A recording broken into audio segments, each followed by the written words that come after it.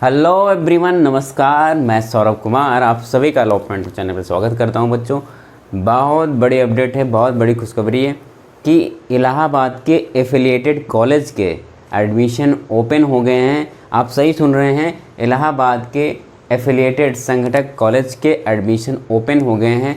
जो बच्चे CUET PG के हैं, अभी मेन कैंपस के एडमिशन बंद हो गए हैं। अब CUET PG के एफिलिएटेड कॉलेज की कट ऑफ जारी हो रही हैं, तो आप जल्दी से अपनी कट ऑफ देखें और रजिस्ट्रेशन करवाएं।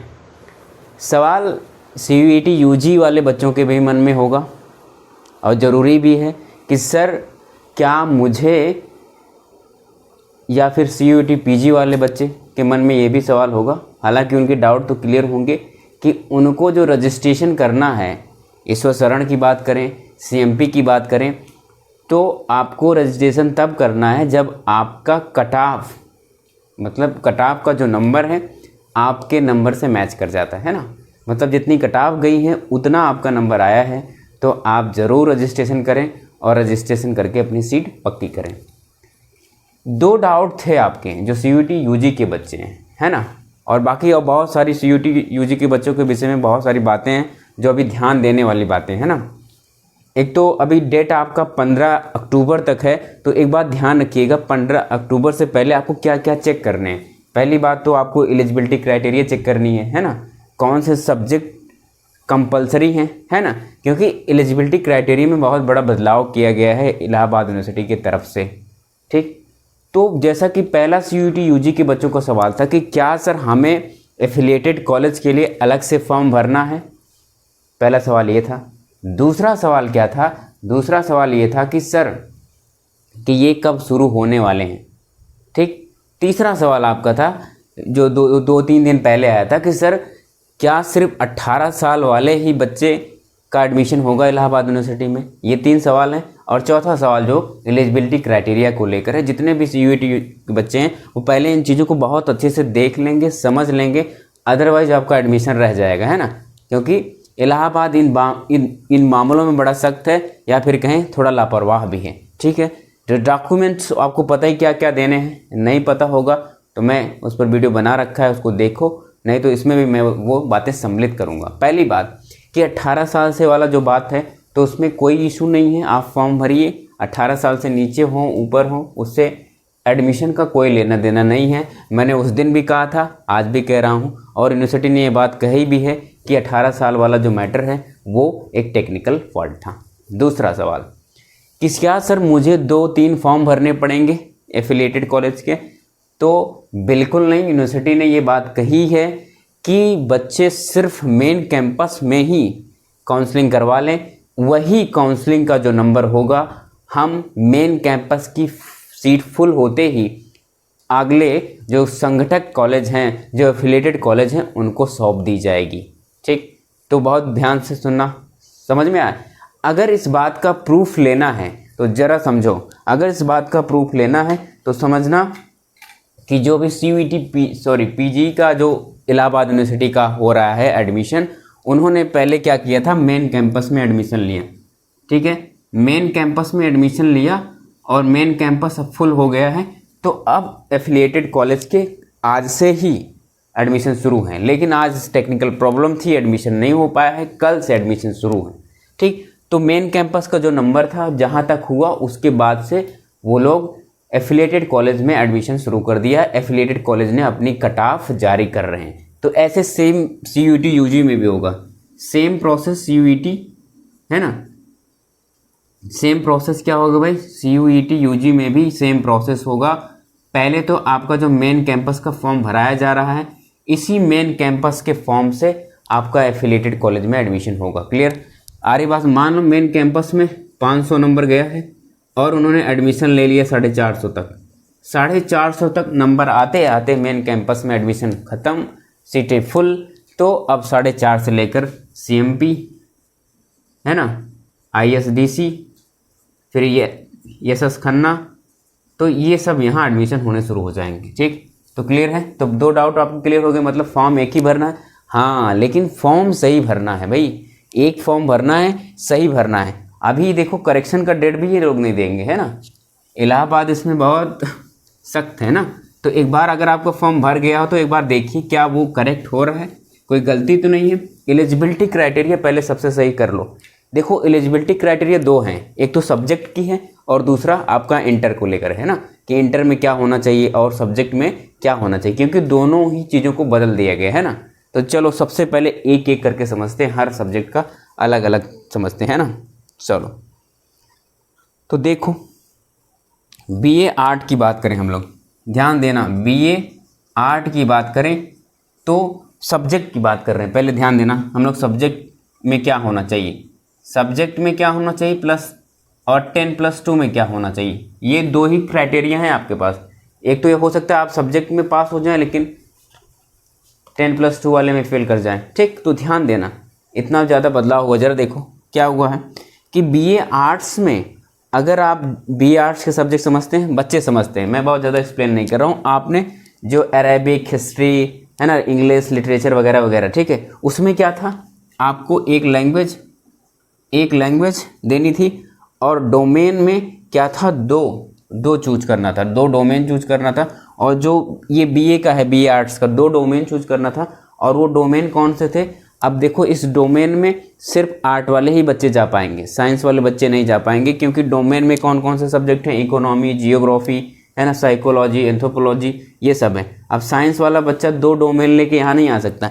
ये दो डोमेन कौन से हैं, आर्ट वाले हैं, ठीक है। अब साइंस का बच्चा दो डोमेन दे दे, लीगल स्टडीज वाले एक डोमेन लीगल स्टडीज का दे दें, दूसरा पॉलिटिकल साइंस का दे दें, तो वो भी एलिजिबल नहीं है यहाँ इलाहाबाद के लिए, ठीक है। आइए अब देखो एक उसके बाद जीटी है, ये तो है सब्जेक्ट क्राइटेरिया बीए का। अब देखो एलिजिबल कौन है, सभी लोग एलिजिबल हैं बच्चों जो 12 पास हैं। यहाँ कोई परसेंटेज का कोई रोल नहीं, 20% है ना, मतलब 33% तो आपको पाना, मतलब पास हैं या अपीयर हुए थे इस बार, तो अभी रिजल्ट आपका नहीं आया तब भी, तो क्लियर है। अच्छा, लेकिन इसमें भी एक स्पेसिफिक है, क्या है कि अगर आप बीए म्यूजिक में लेना चाहते हैं, ठीक है, अगर आप म्यूजिक में लेना चाहते हैं फिर आपको डोमेन म्यूजिक ही होना चाहिए था। अगर आप म्यूजिक में लेते तो डोमेन म्यूजिक में होना चाहिए था, है ना। अगर आप जियोग्राफी लेते तो ये जियोग्राफी में होना चाहिए था। अगर आप इसको उर्दू में लेते तो यहाँ आपका डोमेन क्या होना चाहिए था, क्या होना चाहिए, उर्दू होना चाहिए, सॉरी डोमेन कह रहे हैं, ये सब्जेक्ट बात कर रहे हैं। इंटर में 10-2 में आपका इंटर में म्यूजिक होना चाहिए था, उर्दू लेंगे तो उर्दू होना चाहिए था, जियोग्राफी लेंगे तो जियोग्राफी होना चाहिए था 10-2 12वीं में, ठीक है। ये बात सभी को समझ में आ गई। आगे चलते हैं। अब हमारा आगे है भाई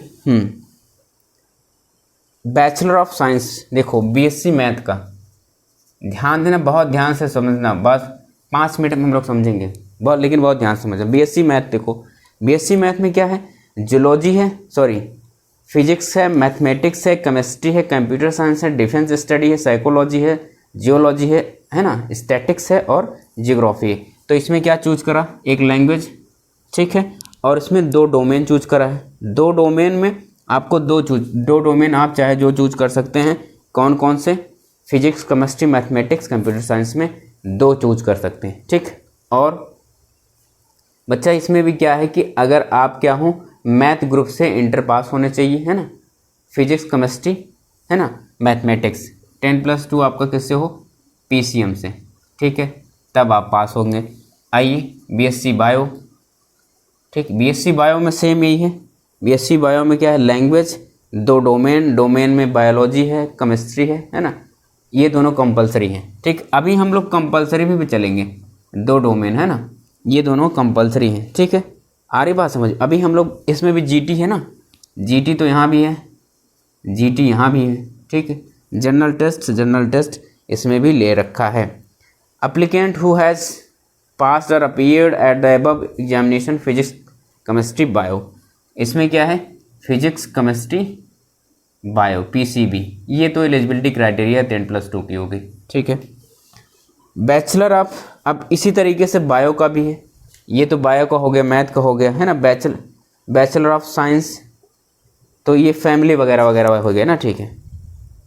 चलो बीकॉम में क्या है, बीकॉम में भी ऐसे ही है, बीकॉम में भी ऐसे ही है, ठीक है। बीकॉम में भी एक लैंग्वेज, 2 डोमेन में एक है सर अकाउंटेंसी, है ना, अकाउंट होना ज़रूरी है और प्लस क्या है जीटी है, ठीक है। अब इसमें देखो, इसमें क्या है, बीकॉम में भी आपको आप किससे होने चाहिए थे, कैंडिडेट हु हैज़ अपीयर्ड और pass above examination with the commerce stream और science stream will be eligible.